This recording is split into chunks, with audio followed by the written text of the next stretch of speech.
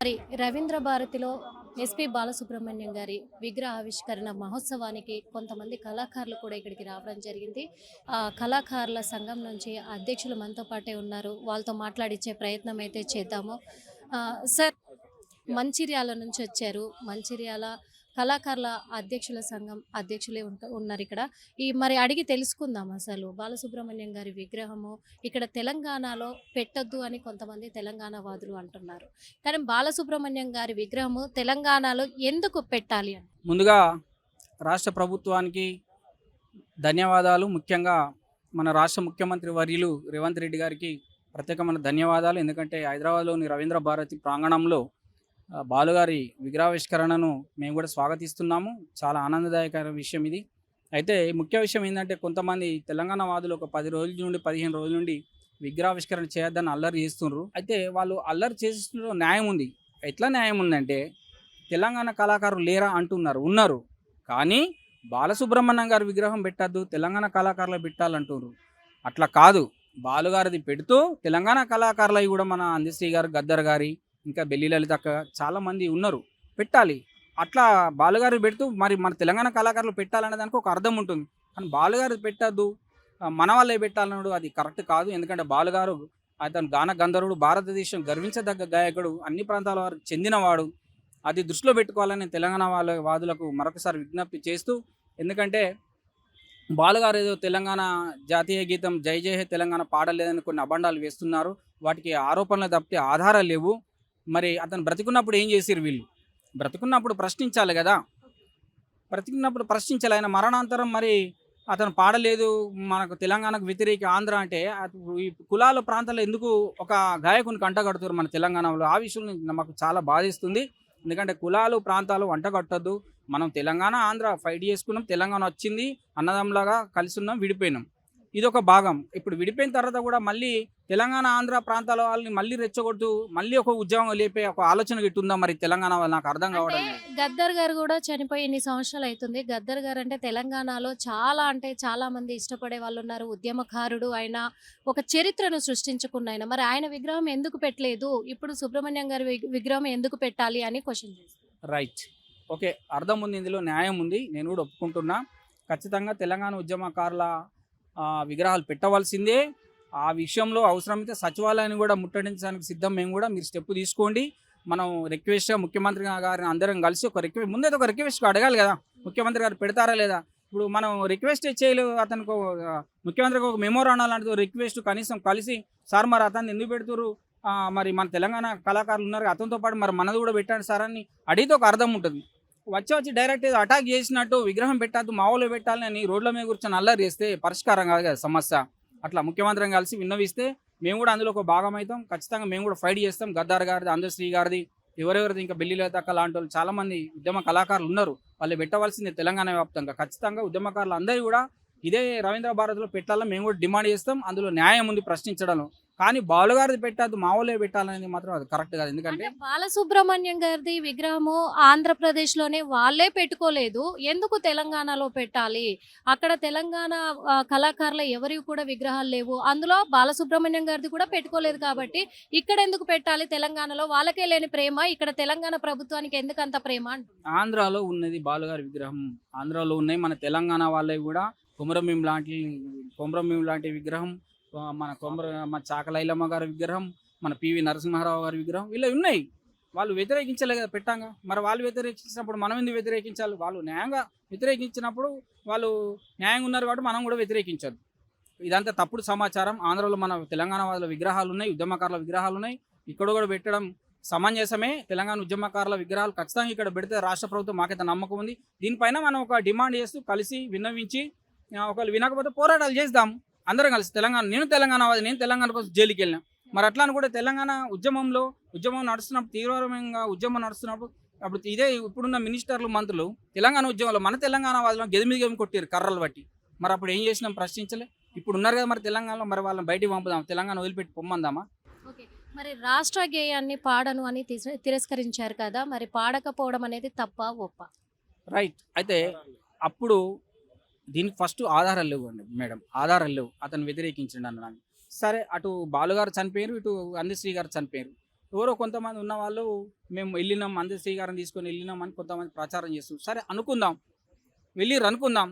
వెళితే అతను ఏంటిది బాలుగారు అన్ని ప్రాంతాలను సమానంగా చూస్తా అని చెప్పి నేను సమైక్యవాదిని. అప్పుడు తెలంగాణ ఉద్యమం తీవ్రంగా నడుస్తుంది. ఏది స్వరాష్ట్రమైన తెలంగాణ స్వర్ణయుగం కాలం ఒక లైన్ తీయండి పాడతాను, అందులో తప్పేం లేదు.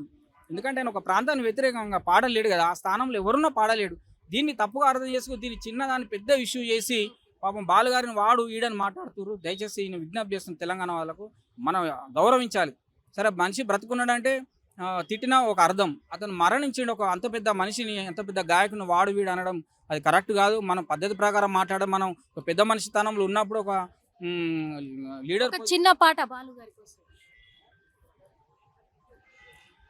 ఓ చుక్క రాలింది, ఓ జ్యోతి ఆరింది, కన్నీరి మిగిలింది, కథ ముగిసింది, కథ ముగిసింది, కథ ముగిసింది. కాలం తోటి కదిలాడు మరణం లేని నాయకుడు. ఓ చుక్క రాలింది, ఓ జ్యోతి ఆరింది, కన్నీరు మిగిలింది, కథ ముగిసింది, కథ ముగిసింది, కథ ముగిసింది. Thank you. మరొక జన్మ అంటూ ఉంటే బాలసుబ్రహ్మణ్యం గారు మళ్ళీ గాయకుని ఆయన పుట్టాలని నేను ఆ మనసారా సాయిబాబా భగవంతుని కోరుకుంటున్నాను. Thank you so much. Thank you. మరి రవీంద్ర భారతిలోనే మనతో పాటు ఉన్నారు సీనియర్ జర్నలిస్ట్ అయినటువంటి కౌండిన్యన్ గారు ఉన్నారు. అడిగి తెలుసుకుందాము. సార్ ఇక్కడ చాలా మంది ఈ తెలంగాణ వాదులు అయితే మరి సుబ్రహ్మణ్యం గారి విగ్రహం పెట్టకూడదు, ఇక్కడ ఎట్లా పెడతారు, ఎందుకంటే తెలంగాణ కళాకారులు ఎంతో మంది ఉన్నారు, వాళ్ళ విగ్రహాలు పెట్టలేదు, ఈయన విగ్రహం పెడుతున్నారు, మేము ధ్వంసం చేస్తాము అని చాలా మంది అంటున్నారు. దీనికి ఏం చెప్తారు? ఇది ఈ సమాజంలో ఎప్పుడైనా సరే ఒకరికి ఒక ఆలోచన వచ్చిందంటే ఎందుకైతే ఈ సొసైటీలో కొంతమంది దాన్ని వ్యతిరేకించే వాళ్ళు తప్పకుండా ఉంటారు.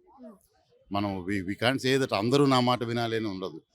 ఇది బసవరాజ్ శ్రీనివాసరావు గారు అని చెప్పి ఆయనకు వచ్చిన ఆలోచనని గవర్నమెంట్ పర్మిషన్ తీసుకున్నాడు. ఆయన తీసుకుని ఆ ఇనిషియేటివ్ తీసుకుని ఇక్కడ విగ్రహాన్ని పెట్టారు. దీంట్లో సెకండ్ థాట్ ఏం లేదు.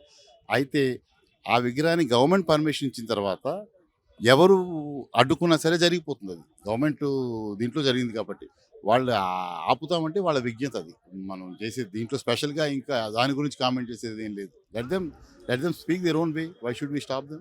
వాళ్ళ ఇష్టం. వాళ్ళు ఇష్టం అంటారు. అంటే మన రాష్ట్ర గేయాన్ని జయ జయ హే తెలంగాణ ఉంది, ఆ గేయాన్ని కూడా పాడడానికి ఇష్టపడలేదు. అలాంటిది ఒక తెలంగాణ ద్రోహి కింద మేము చూస్తున్నాము. ఎలా పెడతారు? ఒక రాష్ట్ర గేయాన్ని పాడనప్పుడు, మన రాష్ట్ర గేయాన్ని పాడినప్పుడు మన రాష్ట్రంలో ఎలా పెడతారు? మన రాష్ట్ర గేయం పాడమని అడిగిన వాళ్ళు ఎవరు? అడిగిన వాళ్ళకి ఎవరు నో అని చెప్పారు? వాళ్ళు వచ్చి కామెంట్ చేస్తే కనుకైతే మనం యాక్సెప్ట్ చేస్తాం. ఇది రూమర్స్. నేను కూడా అనేక సార్లు పాడమని ఆయన అడిగా. నా సొంత ఆల్బమ్ని నాకు పాడమండి, నేను పాడతా, పోనీ నాకు అవకాశం ఇవ్వండి నేను పాడతాను కూడా అడిగా. బట్ ఆయన నాకు అవకాశం ఇవ్వలేదు, నేను వచ్చి పాడలేదు. అలా అని చెప్పి ఆయనకు కోపగించుకుంటామా? ఆయన ఇష్టం. ఆయన టైం ఉంటే పాడతాడు, ఆయన ఇష్టమైనవి పాడతారు. అంతేగాని అది నిజమో కాదు మనకు తెలియదు కదా. If it is really fact definitely accepted. ఆయన పాడలేదంటే ఏ బిజీ షెడ్యూల్లో ఉండి పాడలేకపోయాడు.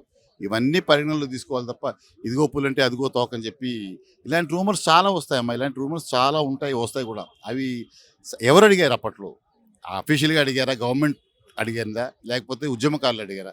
ఏ ఉద్యమకారులైనా అడుగుతేనికైతే స్వచ్ఛందంగా ఉద్యమం చేసే వాళ్ళకి సపోర్ట్ చేయడానికి చాలామంది ఉంటారు.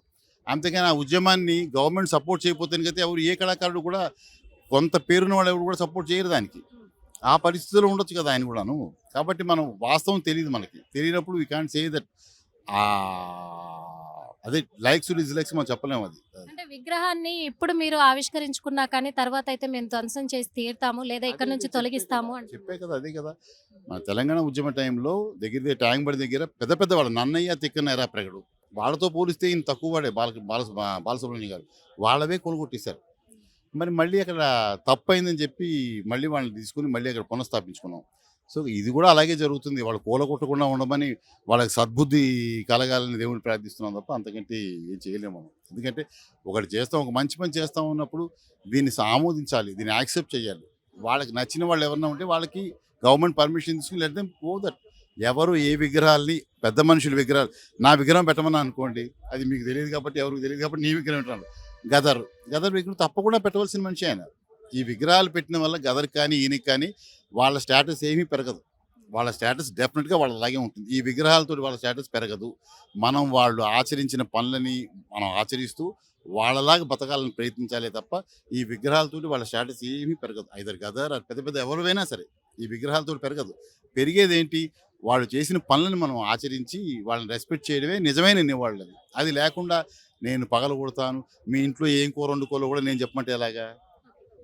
దట్ ఈస్ నాట్ కరెక్ట్ కదా. మీరు మా తెలంగాణలో ఉన్నారు కాబట్టి మీరు శనివారం అంతా ఇదే పచ్చడి వండుకోండి, ఇదే కూర వండుకోండి అని కమాండ్ చేయడం కరెక్ట్ కాదు ఎవరినైనా సరే. ఈయన కూడా తెలంగాణ వాదానికి తెలంగాణకి ఎగ్నెస్ట్ కాదు, ఆ చేసే పద్ధతికి ఎగ్నెస్ట్. మనం అప్పుడు మేము కూడా అందరం కూడా ఆ రెచ్చగొట్టే ధోరణికి వ్యతిరేకం. తెలంగాణకి ఎవరు వ్యతిరేకం కాదు.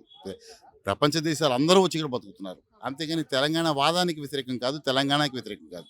The way they are presenting is Telangana వాదం, దాన్ని వ్యతిరేకించారు అందరూ. పెద్ద పెద్ద వాళ్ళు చలసాని శ్రీనివాస్ యాదవ్, శ్రీనివాస్ గారు, వాళ్ళందరూ కూడా చెప్పింది ఏంటి, తెలంగాణ తీసుకుంటాను ఆయన. వాళ్ళ మేధావర్గాన్ని ఫార్మ్స్ ప్రెసిడెంట్ వాళ్ళు ఏం చెప్పారు, తెలంగాణ తీసుకోండి, పీస్గా తీసుకోండి, డిస్కషన్ చేసుకుందాం. సొరకాయ బీరకాయ అన్నది కాదు కదమ్మా. ఇది బైఫర్కేషన్లో చక్కటి ఇప్పటికి కూడా తెగని అంశాలు ఎన్నో ఉన్నాయి. బైఫర్కేషన్ ఫలాలు ఇప్పటికీ దొరకట్లే. కాబట్టి పీస్ఫుల్గా చేసుకుందాం అనుకున్నారు. ఆ పీస్ఫుల్ కాదానికి ఎగ్నెస్ట్గా అయ్యారు తప్ప అందరూ కూడా తెలంగాణ వాదానికి తెలంగాణ బైఫర్కేషన్కి ఎవరు వ్యతిరేకం కాదు, ఇప్పుడు అప్పుడు ఎప్పుడు కూడా. థ్యాంక్ యూ చూసాం కదా మరి. ఎందుకంటే ఇక్కడ కొంతమంది మాత్రం కళాకారులు ఒకటే మాట చెప్తూ ఉన్నారు, ఇక్కడ తెలంగాణ వాది కాదు ఆయన, తెలంగాణ వ్యతిరేకి కాదు, రెండు రాష్ట్రాలు కలిసి ఉండాలని కోరుకున్న ఆయన బాలసుబ్రహ్మణ్యం గారి విగ్రహం ఇక్కడ పెట్టడానికి ఆయన అర్హుడు 100% అని చెప్పేసి కూడా చెప్తూ ఉన్నారు. మరి తెలంగాణ వాదులకు ఒకటే విన్నవించుకుంటున్నాము, వాళ్ళు వ్యతిరేకిస్తున్నట్టుగా ఏది జరగదు. ఇక్కడ నుంచి విగ్రహం తొలగిస్తామని చెప్పేసి కూడా ఎలాంటివి జరగవు. ఇక్కడ ఆయన విగ్రహాన్ని ఆవిష్కరించడం అనేది చాలా సంతోషకరమని చెప్తూ ఉన్నారు. కెమెరామెన్ కోటితో నిర్మల, ఆర్టీవీ. చరిత్ర సృష్టించినోడు ఇప్పుడు ఆ చరిత్రని తిరగరాయబోతున్నాడు. అబద్ధాల గోడల్ని బద్దల కొట్టి నిజాలను రాగా మీ ముందుంచబోతున్నాడు. నిజమైన వార్తల కోసం వెంటనే డౌన్లోడ్ చేసుకోండి రా యాప్ని.